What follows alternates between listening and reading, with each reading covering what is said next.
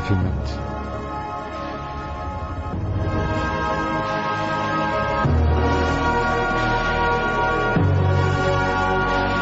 Back with you, and Clif High, talking about 2012, what it may or may not mean. Clif seems to think he's dialed in a pretty interesting scenario, and indeed he has. Again, you're invited to look at the special material in the guest box at Rense.com, or just go to halfpasthuman.com, and you'll find it there. You know, Clif, people talk about the 12th planet, Nibiru, and all that coming back, a recurring giant of something. Yeah, something that came in and disturbed the orbits at this level. Yeah. You should be able to notice that in the orbits years before it showed up, centuries. You would know about it.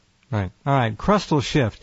People right away are going to say, well, all right, Clif, what about continental drift over the hundreds of millions of years, 2 inches every year? That's a supposition. That's never proven. That's just a supposition, and it can be easily, through just simple mental exercises, disputed, at least in some degree. Sure. Imagine a situation where you follow the academic line that England gradually drifted away from the continent. Well, then the first year that it separated, it moved, according to them, 2.5 centimeters. I would maintain that it would fill with dirt, and it would be centuries and centuries and centuries before there was any noticeable parting. And on the converse side, the only way that such thing could happen and show the conditions that we have would be a very abrupt kind of an occurrence. In fact, if we go and we look in the current situation now in Africa over near Ethiopia, Somalia, in that region, we've got a new ocean forming there as a new rift opened up over the course of 3 weeks and carved out, I want to say about 600 kilometers at that point of a new super deep trench on the order of the Grand Canyon kind of a trench. And it happened in the course of weeks. Also, let's note that the fourth largest tectonic plate on the planet cracked in the matter of minutes, and that was the Indo-Australian plate that's now two plates, the Indo plate and the Australian plate, and it cracked in the same earthquake that caused the Banda Aceh tsunami.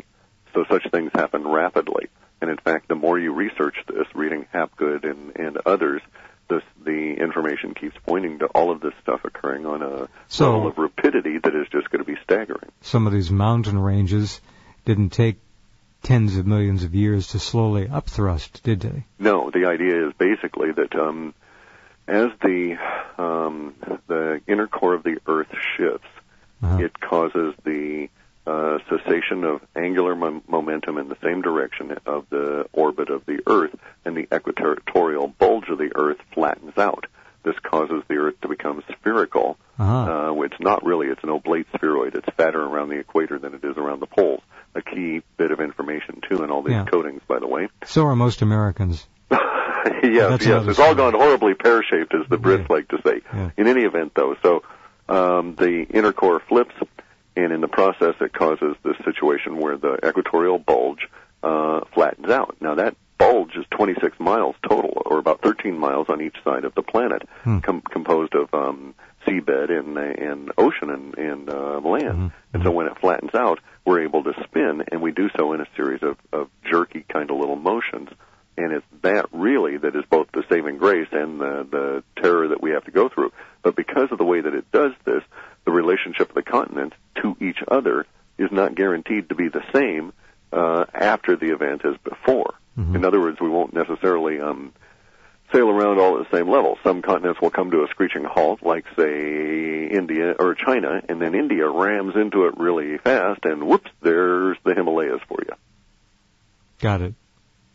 And the supposition, by the way, is that it's feasible that a mountain range the size of the Himalayas occurred over the course of weeks. It's also the supposition that Lake Titicaca in the Andes Mountains was a seaport, and that it rose up to its current height of over 11,000 feet, did most of that rise in the first 72 hours based on the level of death in the local populace at the time, and the level of destruction. The major mountain ranges of the world, they generally are north-south. The Rockies, the Cascades, go down to the Andes. They actually have a 60-degree angle that's consistent with that. And I was going to ask you, they're basically north-south, but they are all sort of leaning, if you look at them, one direction or the other, I guess depending on the hemisphere, but maybe not.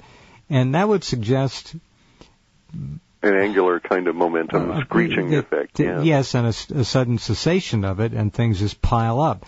Sort of like a slick floor, a carpet with no sticky stuff so that you can slide, and then you hit that carpet, and when you hit the wall, it just kind of all scrunches up. Yes. What do you have in the United States to point to that would suggest that kind of a carpet stack and thrusting a lot of vegetation, maybe that's washed off the top, into a compressed mass? We have several different things within the continental U.S. that suggest just this. In fact, if you read all of the early literature of the explorers, including into George Washington and so forth, they comment on how much of the landscape at that time, which has now all been changed, showed the signs of great cataclysms.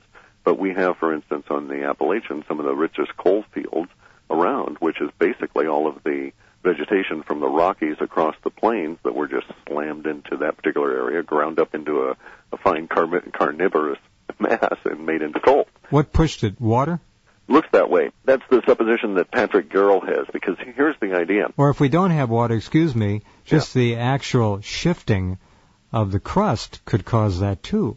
Not that distance, it's thought. That's a long haul, okay. There's long run-out slides where it's just merely a slide effect that occurs they've measured some of these in Canada, and they go considerable distances, but they don't go hundreds of miles.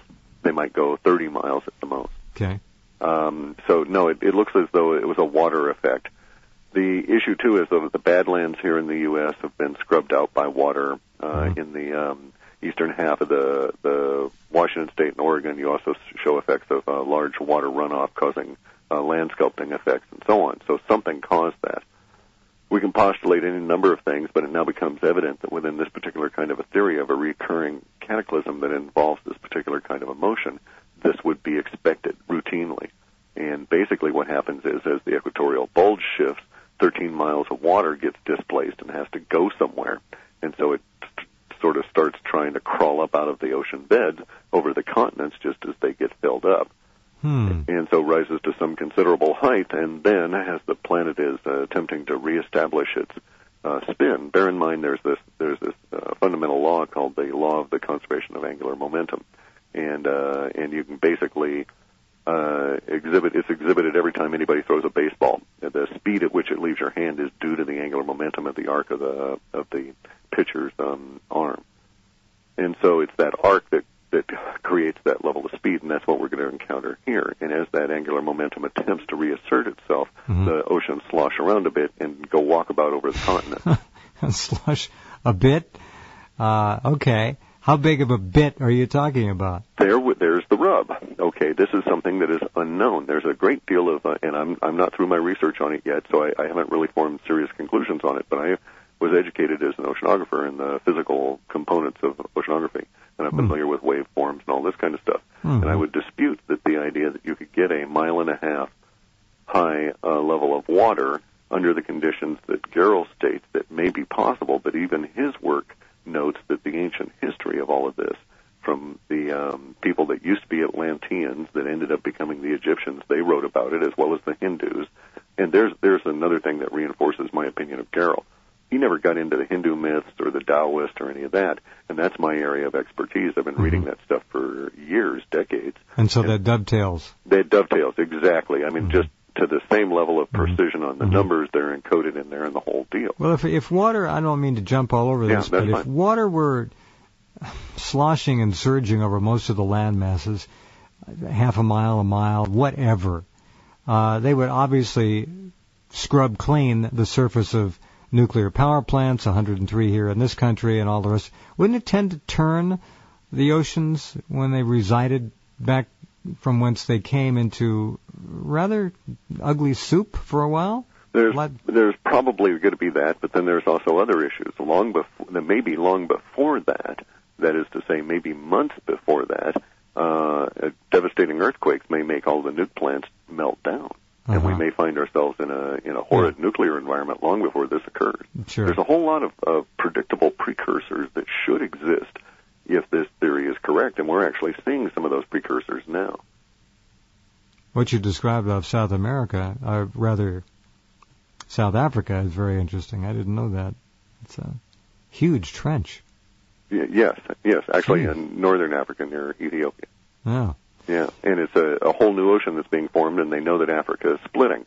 Well, again, part of the effect of all of this has got to be that it's a predictable level of impact is not only things like the level of fertility going down, but a level of chaos, for instance, must exist within the magnetic structure of each and every one of the planets that can exhibit itself in a number of different ways, some of which will be extremely deep earthquakes, alterations in tectonic plates as the inner core of the Earth gets magnetically twisted all around, very similar to the Sun. Very interesting. All right, back in a couple minutes to talk more about this with Clif. Glad you're along tonight. Not sure if you are, but we're glad to have you. Be right back.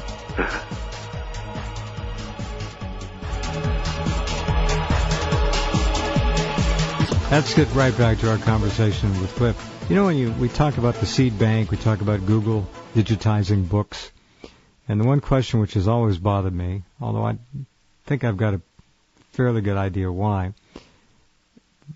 the continuing rape and degradation and destruction of our home, our planet. Why?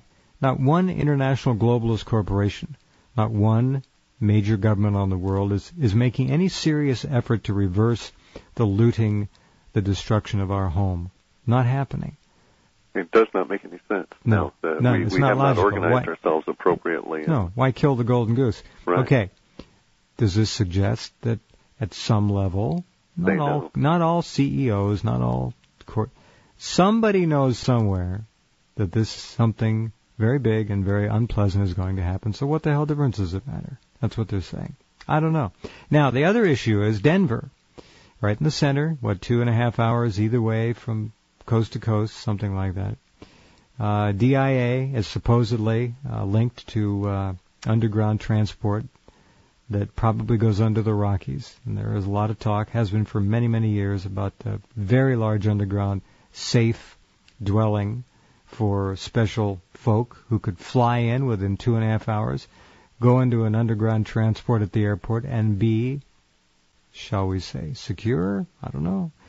You got 1.5 miles of water running over you. You got mountain ranges displaced. Who knows? I don't have the answers. Even if it's localized 400-yard tsunamis running over 100 square miles, it doesn't matter.